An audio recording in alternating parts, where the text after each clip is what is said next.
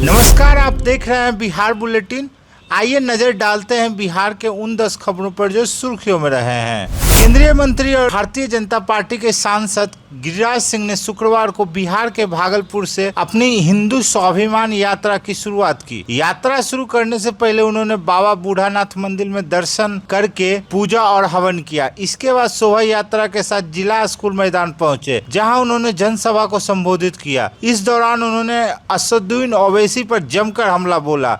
उन्होंने स्पष्ट किया कि वह दंगा कराने नहीं बल्कि रोकने के लिए आए हैं। विवादित बयानों के लिए मशहूर रहे केंद्रीय मंत्री और बिहार के पूर्व मुख्यमंत्री जीतन राम मांझी ने सिवान और सारण में शराब से लगभग 3 दर्जन लोगों की मौत के सवाल पर राज्य की 13-14 करोड़ आबादी का जिक्र करते हुए कहा कि कुछ न कुछ होता रहता है, इस तरह की घटनाएं होती रहती है। 2 साल पहले दिसंबर 2022 में जब छपरा में जहरीली शराब से 70 से ऊपर लोगों की मौत हो गई थी, तब राज्य में शराबबंदी लागू करने वाले सीएम नीतीश कुमार ने कहा था कि जो पिएगा वो मरेगा ही। सिवान और सारण में 4-5 दिनों में जहरीली शराब से 3 दर्जन अधिक लोगों की मृत्यु हुई है और काफ़ी लोग अस्पताल में भर्ती हैं। सिवान में सबसे ज़्यादा मौत हुई है। बिहार से छपरा, सिवान और गोपालगंज जिले में जहरीली शराब पीने से मौत का सिलसिला जारी है। इन जिलों में अब तक 39 लोगों की मौत शराब पीने से हो चुकी है, जबकि दर्जनों लोग बीमार हैं। कई लोग पकड़े जाने के डर से छिपकर इलाज करा रहे हैं। जिन्होंने अवैध शराब का सेवन किया था, इस पर राजनीति भी लगातार चल रही है। आरजेडी के तेजस्वी यादव के बाद कांग्रेस पार्टी ने नीतीश सरकार पर निशाना साधा है। पार्टी के बिहार प्रदेश अध्यक्ष अखिलेश सिंह ने नीतीश सरकार को शराबबंदी फैलाने पर माफ़ी मांगने की बात कही है। उन्होंने कहा है कि सरकार को इस नीति पर पूर्ण विचार करना चाहिए।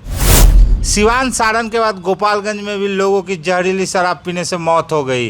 गोपालगंज में महमूदपुर थाना क्षेत्र के बांसघाट मसूरिया गांव में कथित जहरीली शराब के सेवन से एक और व्यक्ति की मौत हो गई। मृतक की पहचान लाल बाबू राय के रूप में हुई है। इससे पहले बैकुंठपुर के उसरी गांव निवासी लालदेव मांझी की भी जहरीली शराब पीने से गोरखपुर में इलाज के दौरान मौत हो गई, जबकि उनके बेटे प्रदीप मांझी की आंखों की रोशनी चली गई। इन मौत के बाद प्रशासनिक हलकों में हड़कंप मचा हुआ है।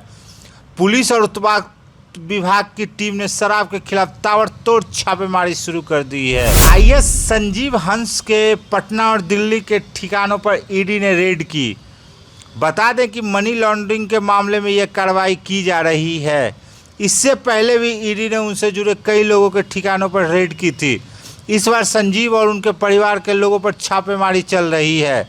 पटना के 2 और दिल्ली के 3 ठिकानों पर यह रेड चल रही है। गया जिले के कोंच थाना क्षेत्र के हीचापुर बीघा के रहने वाले 2 परिवार के 5 लोगों की यूपी के मथुरा में सड़क दुर्घटना में मौत हो गई है। घटना गुरुवार की है। 16 अक्टूबर को गया से 2 वक्त की रोटी की तलाश में परिवार निकला था। सभी लोग हरियाणा के पलवल जिले के होडल स्थित ईंट भट्टा पर काम करने के लिए पिकअप वैन से जा रहे थे। बिहार की 4 विधानसभा सीट तरारी, रामगढ़, बेलागंज और इमामगंज पर आज नामांकन की प्रक्रिया शुरू हो चुकी है। नामांकन की आखिरी तारीख 25 अक्टूबर तक है। 28 अक्टूबर तक नामांकन की जांच होगी। 30 अक्टूबर तक प्रत्याशी अपना नाम वापस ले सकते हैं। 13 नवंबर को वोटिंग और 23 नवंबर को मतगणना होगी। जिला प्रशासन की ओर से इसके लिए सारी तैयारी पूरी कर ली है। बिहार सरकार के मद्य निषेध और उत्पाद मंत्री रत्नेश सदा शराबबंदी के सवाल पर भड़क गए। उन्होंने कहा कि बुड़बक जैसा बात मत कीजिए, शराब माफिया पर सीसीए लगेगा। सीएम नीतीश कुमार ने से इस बारे में बात करूंगा। दरअसल पत्रकारों ने उनसे सवाल पूछा कि बिहार में सरेआम शराब बिक रही है, लोग मर रहे हैं। इस पर उन्होंने तर्क देते हुए कहा कि हत्यारे के लिए मौत की सज़ा का प्रावधान है। सज़ा मिलती भी है, लेकिन फिर भी हत्याएं तो होती है ना। सारण सिवान शराब कांड में थानेदार से लेकर चौकीदार तक पर कार्रवाई की गई है। शराब तस्करों के खिलाफ कार्रवाई चल रही है। समाजवादी पार्टी के अध्यक्ष और उत्तर प्रदेश के पूर्व मुख्यमंत्री अखिलेश यादव ने यूपी से बिहार में शराब की तस्करी को लेकर कहा है कि अब दोनों जगह एनडीए सरकार है, इसलिए दोनों के बीच अच्छी बॉन्डिंग चल रही होगी। बिहार में जहरीली शराब पीने से सिवान और सारण जिले में लगभग 3 दर्जन लोगों की मौत हो चुकी है, जबकि 4 दर्जन से ज़्यादा लोगों का अस्पतालों में इलाज चल रहा है। सारण में दिसंबर 2022 में भी जहरीली शराब पीने से 70 से ज़्यादा लोगों की मौत हुई थी। पिछले साल अप्रैल में मोतिहारी में भी घटिया शराब का सेवन करने से 40 से ज़्यादा लोगों की जान चली गई थी।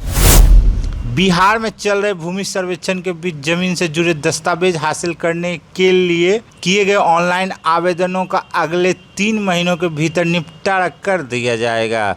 राजस्व एवं भूमि सुधार मंत्री दिलीप जायसवाल ने सभी लंबित आवेदनों को जल्द से जल्द निपटाने के सख्त निर्देश दिए।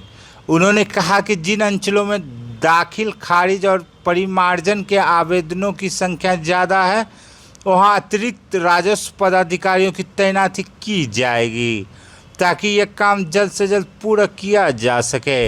अपने इलाकों की खबरों को देखने के लिए कृपया चैनल को सब्सक्राइब कर लें और वीडियो को ज़्यादा से ज़्यादा लाइक करें। धन्यवाद।